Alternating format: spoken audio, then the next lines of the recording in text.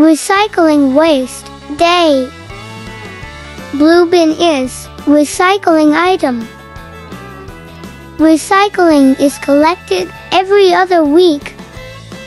Green lid is compostable and biodegradable items.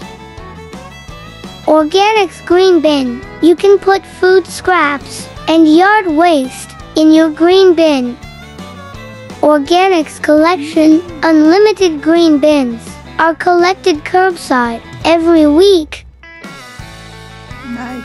The driver don't need to lift the bin. Less work for the driver. It's amazing to watch.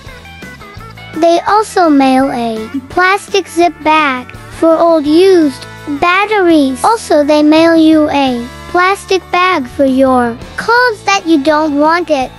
It's amazing. Gray lid is the waste.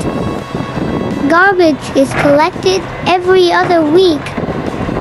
Garbage gray bin. You can put non-organic waste in your gray bin, with the exception of recyclables and hazardous waste. Purchase extra garbage ticket if you have more garbage than will fit in your garbage bin.